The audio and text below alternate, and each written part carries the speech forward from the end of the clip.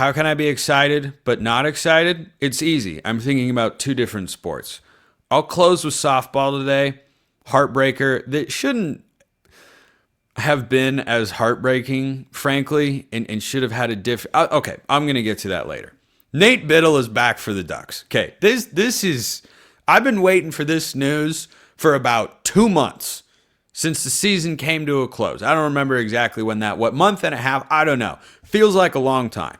But the narrative, my everydayers out there know this, that I have put out there with regards to Oregon basketball in the offseason they've been having. They've made some solid additions, but with every move, I kept coming back to the exact same core point. Nate Bittle's got to return. Yeah, Sean Stewart's good and fine, and when they'd added him, Miles Goodman, sure, and he's not with the program, of course, anymore. They add Miles Stewart, who's just kind of a depth piece and a minutes eater maybe from time to time, but nothing more than that. Like, these are all... KJ Evans is coming back. Okay, good. There is not a premier low post scorer on this team. Doesn't look like Oregon is getting one in the portal. They did not. Nate Bittle returns for his final season of college basketball. He's going into year 5. They've all been with the Ducks.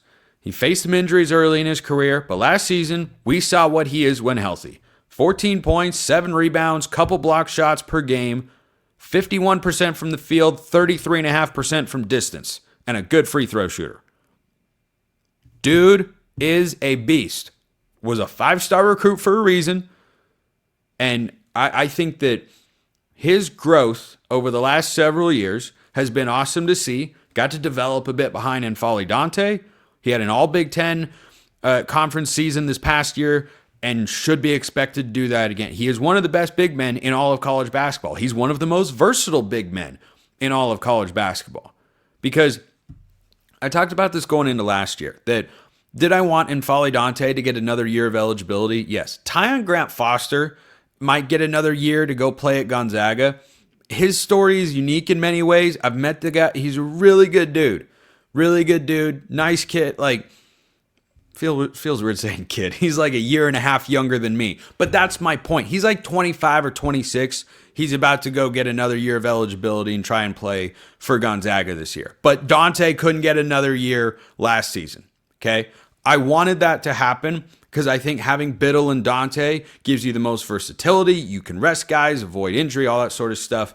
But when Dante wasn't granted that, and we knew, okay, this is going to be Nate Bittle's time to shine as the starting center, I did think Oregon's offense had a different look to it. Now, Dante does things that Bittle can't, mostly individual post defense. Other than that, Bittle is a higher ceiling player. Dante, better overall defender. Bittle, arguably a better overall player. And I love N'Faly Dante, but he can't really score more than 5 feet from the basket.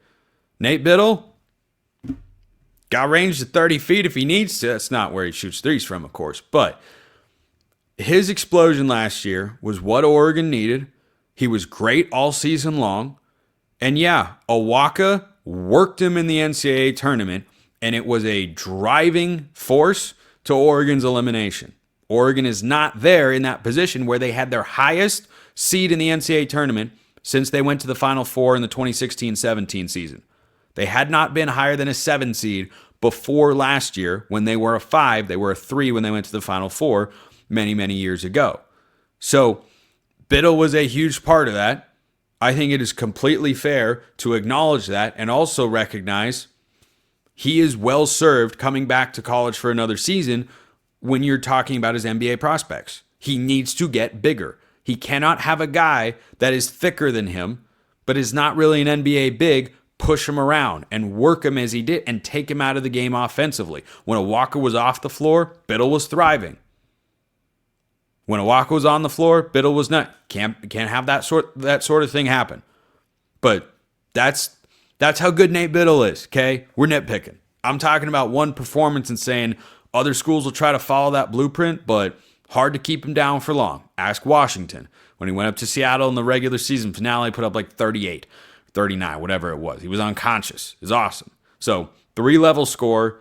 He solidifies Oregon. If he had not come back, I would not have placed tournament expectations. It would have been tournament hopes, but not expectations for this Oregon basketball team. But Bittle is there. You have got your returning core of Jackson Shellstad, Nate Bittle, and KJ Evans. Now, Brandon Angel was the starter last year, but by the end of the season, KJ Evans was playing more minutes. So really, you've got 3 starters or 3 end of game guys back from last year's team. Reportedly, Oregon could be out. Dana Altman might just listen to this show. I don't know. Someone on the Oregon staff might. According to Jeff Goodman, Oregon and Tennessee are among the programs that reached out to Desmond Claude, a USC 6'5" transfer who's in the portal, was at Xavier for 2 years, and this past season with the Trojans averaged just under 16 points per game. This would be the TJ Bamba edition from last year. I liked where Oregon was at. I like where Oregon's at now. If they go get Desmond Claude, I am going to raise the level of excitement. Alarm bells are going off in my head in a great way, because if they go out and get a proven Big Ten scorer on the wing and Devon Pryor is a secondary scorer, a guy who's only scored in double digits 3 times, I think, in his career, like, I'd be so happy. I'd be so outrageously happy. And last year, again, I liked where Oregon was. They added Bamba. All of a sudden, I said, yeah, there's a squad. There's a squad right here. And they went out and backed me up with a great regular season. So, Desmond Claude, I would love it. Oregon added Supreme Cook, I think, June 15th last year. So, this could go on for another couple of weeks. Fingers crossed. Now, I'll wrap with a reaction to the softball game. Oregon has an elimination game against Ole Miss, 6:30 Pacific time tonight, Friday. They now have to win. They cannot lose again. It's a double elimination tournament. They lose 4-2 in extra innings to UCLA. So on the one hand, this is another Oregon postseason heartbreaker. I mean, you had the Rose Bowl, the Arizona game where they got off to the great start, couldn't hold on, and I mean, it's too many to count. It's too many to count, unfortunately. However, this should not, I have no idea what the umpires were doing. I don't know what the catcher is supposed to do. I thought there was enough of a lane. I could not believe they overturned the obstruction call at home plate. Smart challenge by Missy Lombardi, because you never know. I was stunned they overturned that call. Did not think whatsoever that was going Oregon's way. Then, unfortunately, Sokolsky gives up the home run in the bottom of the 7th. UCLA walks it off. What I didn't like about this game was when Missy Lombardi decided to have Des Patman bunt. Oregon comes up top of the 7th, and UCLA's pitcher had been dealing. Oregon had 1 run, trailing 2-1. And Sinicki gets a leadoff double. They review it. It nicked the chalk. Fair ball. Correct call. Leadoff double. Des Patman, your clutch player of the postseason, who has a walk-off 3-run homer and a walk-off single to get you to this spot, is up with no outs, a runner on second, you're down 1, and you're bunting her. I didn't like that at all. I didn't like it in the moment. I sent out a tweet about it. I was kind of going insane. I understand wanting to bunt in that spot. Oregon plays a lot of small ball. Bunting Des Patman, absolutely not. Absolutely, positively not. And Oregon was lucky to get that run across, because Emma Cox grounds out to third, and the runner and Sinicki comes home, and they get the obstruction call. You remove the possibility, or lessen it at the very least, of an explosion inning. Like, if I were a UCLA fan watching that game and I knew what Des Patman had done in the postseason, and she comes up to bat and bunts, I am thanking my lucky stars. And that's never a position you want to be putting the other team in. Oh, you're not going to let her hit? Okay. Didn't like taking the bat away from her there.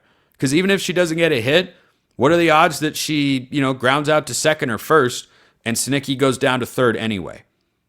Contrasted with Patman is not a speedster, so bunting is just giving her. I did not like that, but Oregon's got to go on a magical run now.